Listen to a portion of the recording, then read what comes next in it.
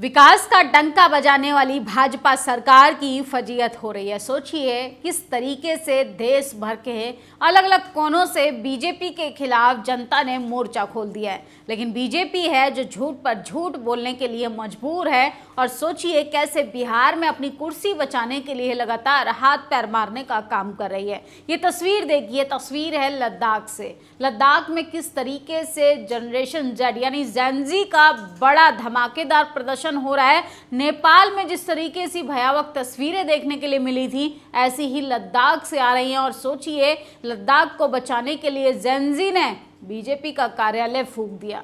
वहीं बात करें उत्तराखंड की, तो उत्तराखंड में यूथ जो है, छात्र जो हैं, बड़ा प्रदर्शन कर रहे हैं, सड़कों पर बैठे हैं और भाजपा सरकार के खिलाफ प्रदर्शन हो रहा है। कमाल की बात क्या है पता है? कमाल की बात यह है कि इन दोनों मैसिव प्रोटेस्ट को देश का टीवी अखबार दिखा नहीं रहा है, क्योंकि वो तो मोदी जी का गुणगान करने में व्यस्त है। किस तरीके से इस देश में सरकार से लगातार सवाल पूछा जा रहा है, लेकिन मीडिया सरकार को बचाना चाहता है। क्यों?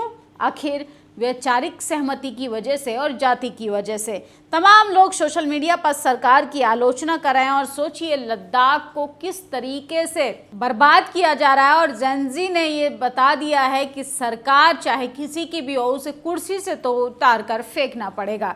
लद्दाख में मोदी सरकार के खिलाफ प्रदर्शन हो रहे हैं, उत्तराखंड में बीजेपी सरकार के खिलाफ प्रदर्शन हो रहे हैं। कमाल की बात है कि कोई भी न्यूज़ चैनल ये खबरें नहीं दिखा रहा है। सोशल मीडिया के अगर पत्रकार इसको दिखाएंगे तो उन पर लगातार लगाम लगाई जाएगी, चैनल को नोटिस भेजा जाएगा, चैनलों पर ताला लगाया जाएगा। और सोचिए कुछ तो ऐसी वीडियोस के लिए भी हमें नोटिफिकेशन जारी किया जाता है कि आप अडानी पर खबर नहीं बना सकते, आप मोदी के खिलाफ खबर नहीं बना सकते। आखिर सवाल पूछे तो किससे पूछा जाए? सोनम वांगचुक 5 साल से आंदोलन कर रहे हैं, 15 मार्च किया, पैदल दिल्ली आए, यहाँ भी धरना दिया। 5 साल से फूहड़ भाजपाइयों को नहीं पता कि सोनम वांगचुक कौन है, क्या है। आज अचानक इनको सपना आया कि सोनम वांगचुक चीन के CIA के पाकिस्तान और जाने किस किस के एजेंट है। और ये 11 साल से केंद्र की सत्ता में बैठकर घुइयां छील रहे थे। दुनिया भर से एजेंट, दुनिया भर से घुसपैठिए, दुनिया भर के डीप स्टेट भारत में ऑपरेट कर रहे हैं। और संघीय व्हाट्सएप यूनिवर्सिटी में सब पता चल रहा, बस नकारा गृह मंत्री को कुछ नहीं पता चलता और ना वे कुछ कर सकता है। अभी इनको बहुत बेइज्जत होना बाकी है। तो सोचिए किस तरीके से ये लोग अपनी घटिया मानसिकता का प्रदर्शन खुद ही दे देते हैं और किस तरीके से कहते हैं कि कोई इस संगठन से जुड़ा है, कोई फलाना संगठन से जुड़ा है। और कुछ तो ऐसे हैं जो गंभीर आरोप लगाते हैं कि घुसपैठिए आ गए। सोचिए बिहार में 15 लाख लोगों के लगभग वोटर लिस्ट से नाम काटे जा रहे, घुसपैठिया बताकर। अरे गृह मंत्री आपका है, सरकार आप चला रहे हैं, होम मिनिस्ट्री आपके हाथों में है, प्रशासन तमाम फोर्स आपके हाथों में है, फिर भी घुसपैठिए कैसे भारत में एंट्री कर जाते हैं, इस पर कोई जिम्मेदारी लेगा? शिक्षा और हक को अंग्रेजों ने भी नहीं मारा था। भाजपा सरकार अच्छे समर्पित नियमित शिक्षकों के खिलाफ कार्रवाई और शिक्षक धर्म निभा रहे, उनको गलत होने पर सत्ता का प्रश्न देना बहुत बड़ा अन्याय है। तो सोचिए छोटे छोटे मासूम छात्र जो हैं, स्कूल की व्यवस्था पर, स्कूल पर ताले लगाए जा रहे हैं, इस पर सरकार की नींद उड़ाकर उनको जगाना चाहते हैं कि आखिर कलम और किताब से आपकी दुश्मनी क्या है महाराज। सोचिए जिनको किताबों से मतलब नहीं होता, जिनको पढ़ाई कॉलेज यूनिवर्सिटी से मतलब नहीं होता, वो लोग ताला लगाने का ही काम करते हैं। और ये तस्वीर देखिए साइड विंडो में जो आप देख रहे हैं, कितना भयावह मैसिव प्रोटेस्ट हो रहा है। उत्तराखंड में स्टूडेंट प्रोटेस्ट कर रहे हैं, बार बार पेपर लीक से स्टूडेंट गुस्से में हैं।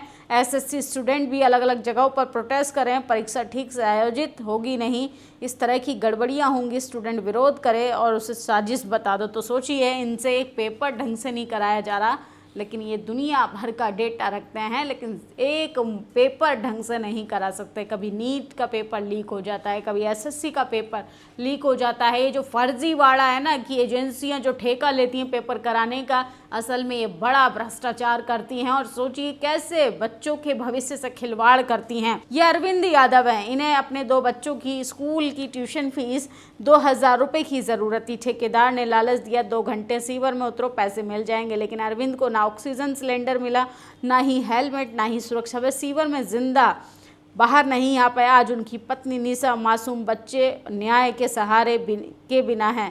सरकार बड़े बड़े project, metro, bullet train, smart city अरबों खर्च करती है, लेकिन सीवर की सफाई के लिए मशीन या मजदूरों की सुरक्षा पे खर्च नहीं कर सकती।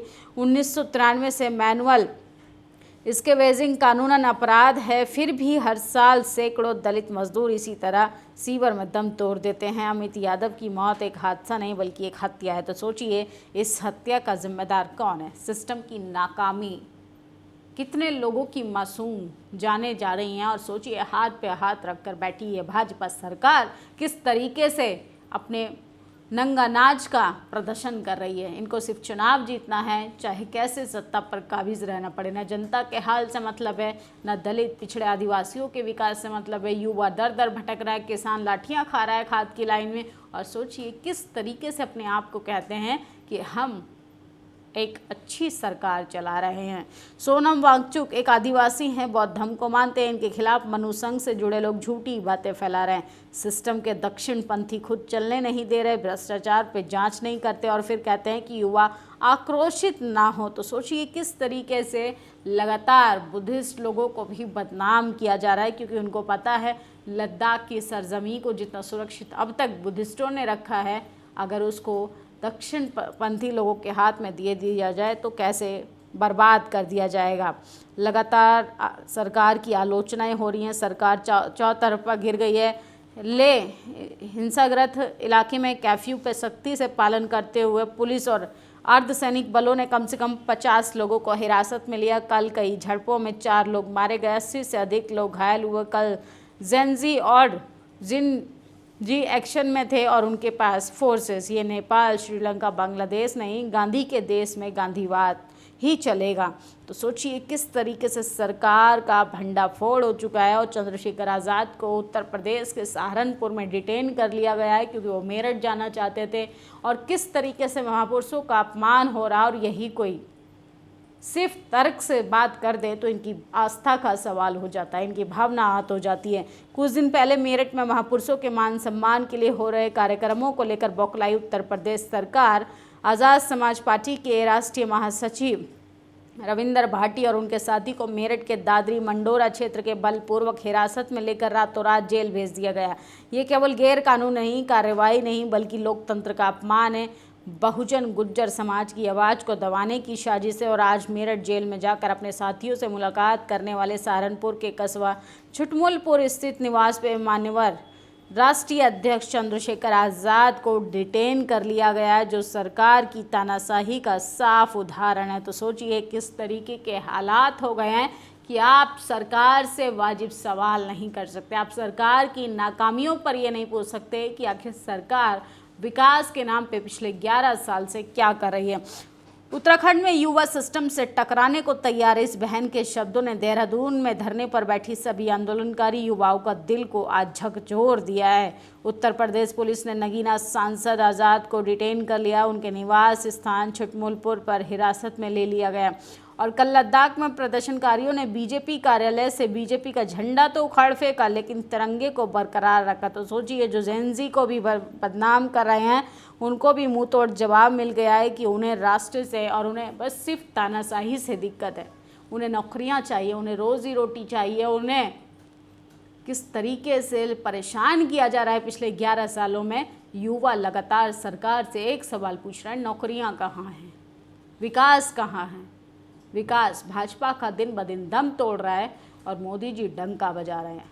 इन खबरों पर आपकी क्या प्रतिक्रिया है, कमेंट बॉक्स में जरूर बताइएगा। शुक्रिया। दस्तक की आपसे गुजारिश है कि अगर इसको बचाना चाहते हैं तो नेशनल दस्तक को सब्सक्राइब करने के लिए रेड कलर के सब्सक्राइब बटन को दबाएं, फिर बेल आइकन की घंटी दबाएं। नेशनल दस्तक को बचाने के लिए बहुत जरूरी है कि हर खबर को शेयर करें, लाइक करें, कमेंट जरूर करें।